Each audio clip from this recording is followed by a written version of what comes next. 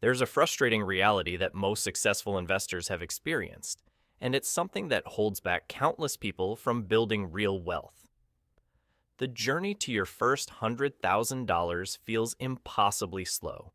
It takes years of sacrifice, careful budgeting, and relentless discipline to accumulate that first milestone. But here's the counterintuitive part that seems almost unfair. Once you cross that threshold, the next $100,000 arrives in what feels like a fraction of the time. The one after that comes even faster. Before you know it, you've gone from 100,000 to 200,000 to 300,000 to 400,000. By the time you're building your fifth or sixth 100,000, you're watching your money compound so aggressively that you barely recognize your own net worth from year to year. It's almost as if the rules of money change the moment you hit that magic number. The acceleration is real and it's dramatic. This pattern isn't some secret known only to the ultra-wealthy. Everyday people who've built significant fortunes talk about it constantly. The gap between 0 and 100,000 feels astronomically wider than the gap between 1 million and 2 million. If you really sit down and compare the effort required, the sacrifice required, the psychological barriers you need to overcome, there's almost no comparison.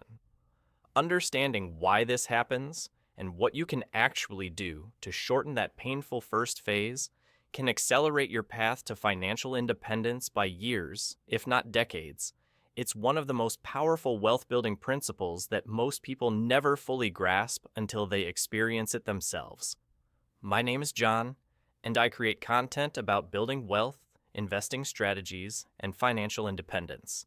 I've spent years studying the patterns of how people build wealth, and this pattern of the first 100,000 being the hardest is one of the most consistent truths I've found. If you want to learn more about growing your net worth and creating lasting financial security, make sure to subscribe and hit that like button if this resonates with you. You'll find more practical strategies and mindset shifts that can accelerate your wealth building journey. The biggest hurdle most people face is actually getting started.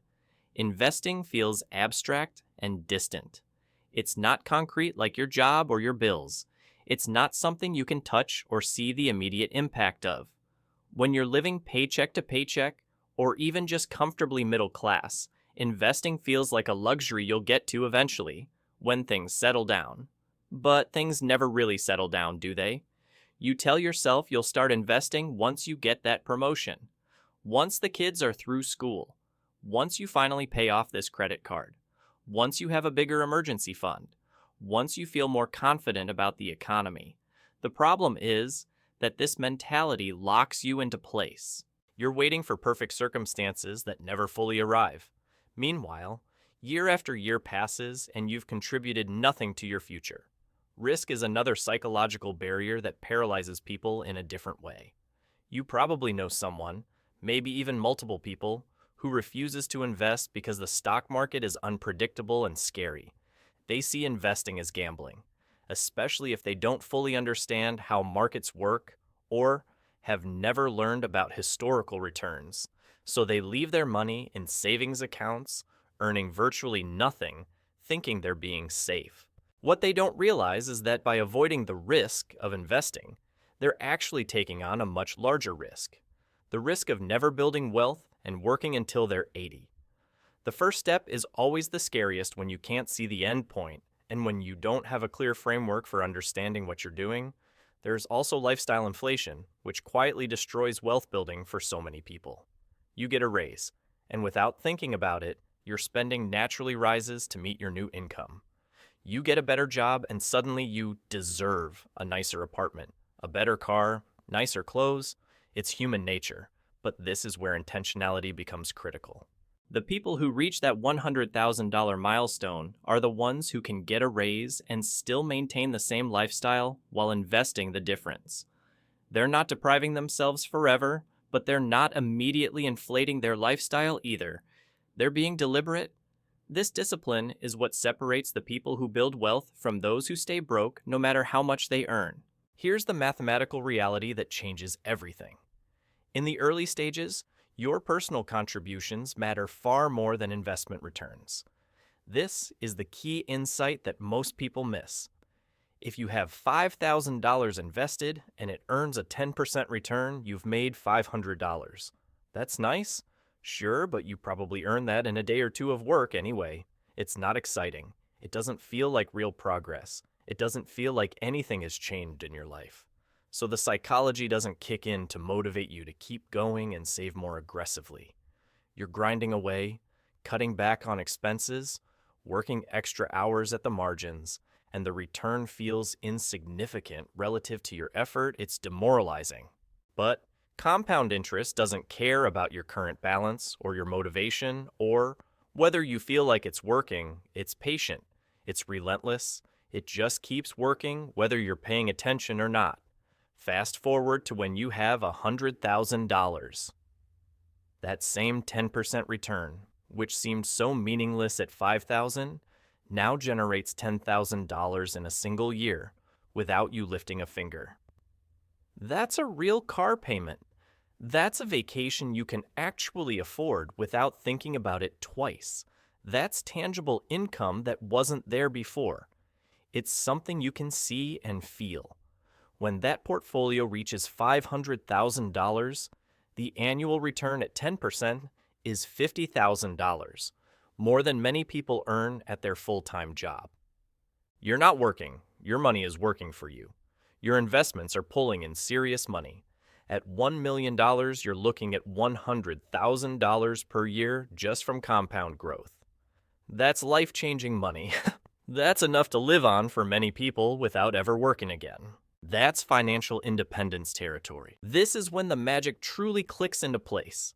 People start noticing the progress. You start noticing. The portfolio begins to snowball. The returns in dollar terms become so substantial that they stop feeling like pocket change or a footnote on your investment statement.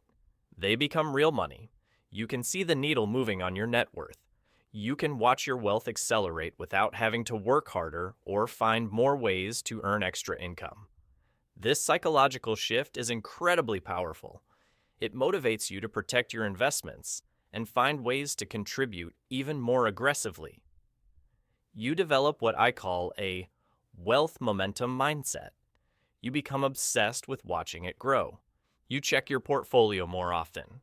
You think about it. You find ways to feed it with more contribution. Suddenly, that $100 dinner out becomes something you think twice about in a new way. You realize that $100, if invested, will compound into several $1,000s over 20 or 30 years, maybe $5,000, maybe more depending on your average returns and how long you hold it.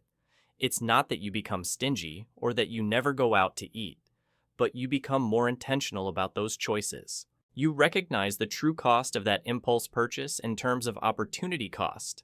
You start seeing your money differently. Instead of asking, "Can I afford this?"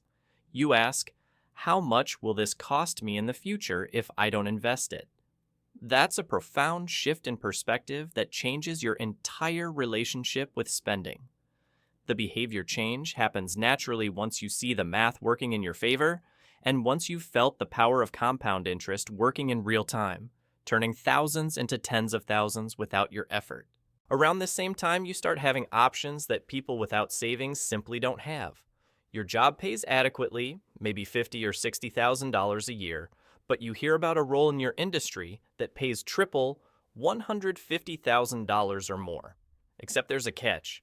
It's commission-based with no guaranteed base income. It's risky. The company could go under. You might not be cut out for it.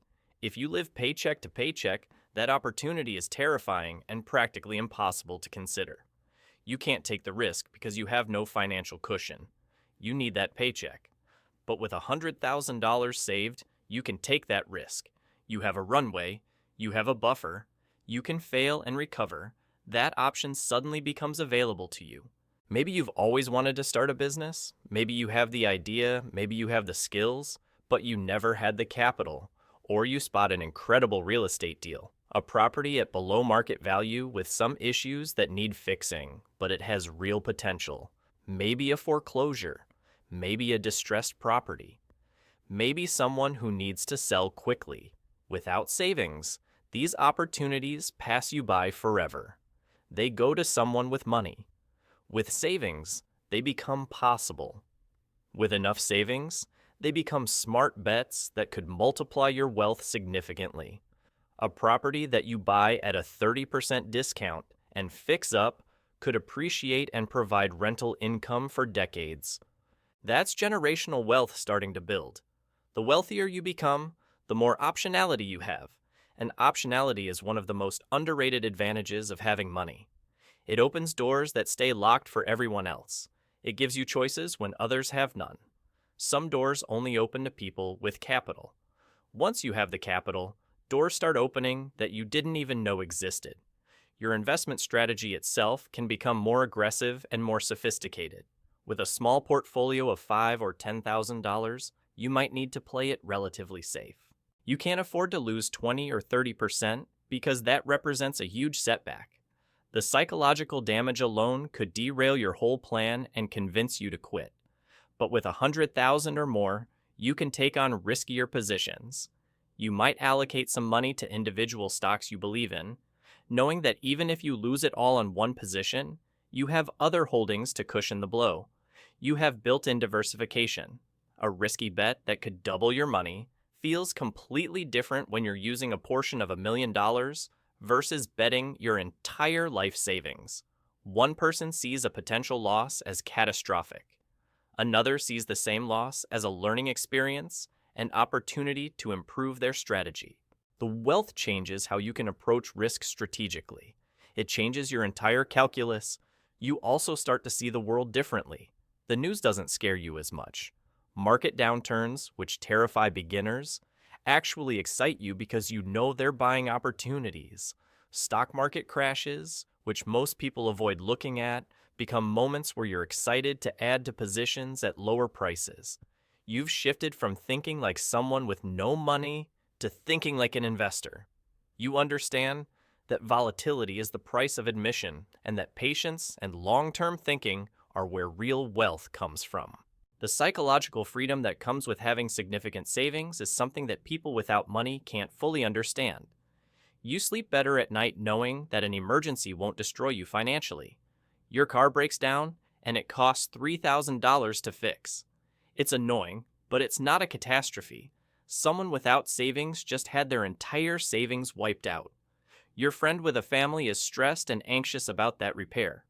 You're annoyed, but you move on. That difference in stress levels compounds over years.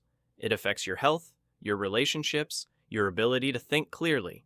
This security also affects your negotiating power in so many situations. When you interview for a job, you're not desperate. You can afford to turn down a bad offer. You can walk into the negotiation knowing that if they don't meet your price, it's fine. You have options. Someone living paycheck to paycheck is desperate, and everyone can sense that desperation. It shows up in how they negotiate. It shows up in how they present themselves. Having savings gives you a kind of quiet confidence that's hard to fake.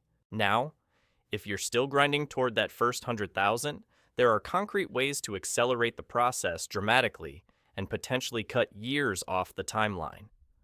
The most effective is simple, but not easy to execute. Increase the amount you're saving aggressively. Since most of your early wealth comes from your own contributions rather than investment returns, this is where your real leverage is. This is where you actually have the most control. You can't control market returns, but you can control how much you save. You might pick up a second job or freelance work where every dollar goes straight into investments. Start a side business, even a small one that you run on nights and weekends. Offer services in your neighborhood.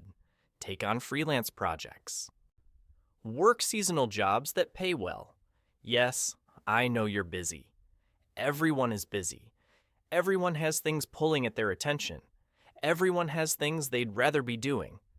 But being busy and being rich are often on completely separate timelines. You have to choose which matters more to you. That choice will determine whether you're independently wealthy at 40 or whether you're working until you're 70. Look ruthlessly at your spending. Most people are leaking money in hundreds of ways without even noticing it happening. Expensive subscription services you signed up for years ago and forgot about. Netflix, Apple TV, Hulu, Disney Plus, streaming services you're not even using anymore. Restaurant meals and coffee that add up to thousands per year if you're going out multiple times per week. Car payments for vehicles that are nicer than you actually need. A $10,000 difference in car price is $12,000 over the investment horizon. Expensive gym memberships you use 3 times per year. Clothes you don't wear. Gadgets you don't need. These aren't necessarily wasteful if they bring you genuine joy. It's your money, your life. But each dollar spent on unnecessary things is a dollar that isn't compounding for the next 30 years. $300 a month in unnecessary spending becomes hundreds of thousands of dollars in lost growth. You don't have to live like a monk or torture yourself. You don't have to cut out all entertainment or pleasure, but you do need to be intentional about your choices. The temporary pleasure of a dinner out gets weighed against the permanent loss of what that money could become. It's an equation you need to run in your head. Another massive factor is time.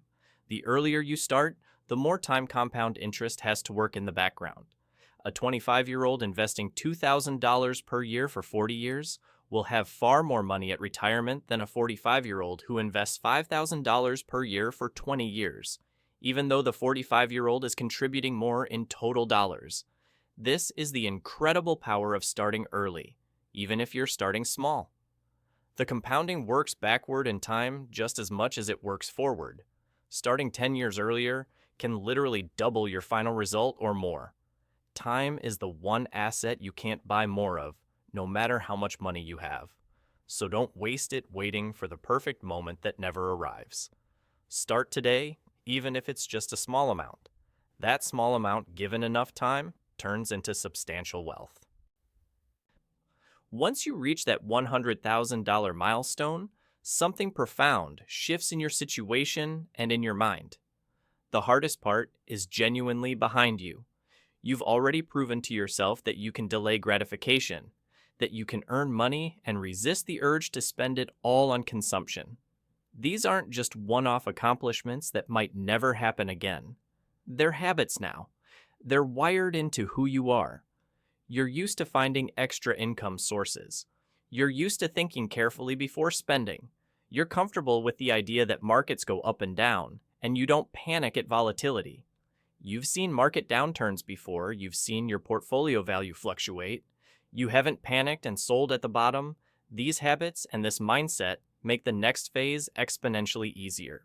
You're not starting from scratch. You're not wondering if you can do it. You're building on a foundation you've already created and proven works. The jump from 100,000 to the million is still work in the sense that you keep contributing. But compound interest does most of the heavy lifting. You might only need to add 30 or 40% of the total growth through your own contributions. The other 60 or 70% comes from your money making money, purely from compound returns. That's a completely different game from the first 100,000, where you were personally responsible for almost all of it. The snowball isn't just rolling downhill anymore. It's accelerating. It's picking up size and speed at an almost frightening rate. The psychological shift is dramatic and motivating. Where it once took years to accumulate 100,000, suddenly you're watching 500,000 appear on your statement, then 1 million, then 2 million. The speed increases. You barely recognize your own net worth from year to year. This is when being wealthy stops being a distant dream and becomes your current reality. Next time you feel discouraged about how slowly your wealth seems to be building, remember this fundamental truth. The difficult phase doesn't last forever. It feels eternal when you're in it, but it's truly temporary. Every dollar you save and invest today is buying you options and freedom tomorrow. The first 100,000 is hard because you're building the foundation with your own 2 hands. But once that foundation is solid, once you cross that threshold, the financial universe rewires itself in your favor. The next 100,000 practically builds itself. The momentum becomes almost unstoppable. You're no longer fighting gravity. you're surfing a wave that's going in your direction. The work you do now, the discipline you build now, the habits you create now will pay dividends for the rest of your life. Those early sacrifices compound into decades of freedom. That's the real power of understanding why the first 100,000 is so hard. It's not just an abstract concept. It's a roadmap to the financial independence that most people only dream about.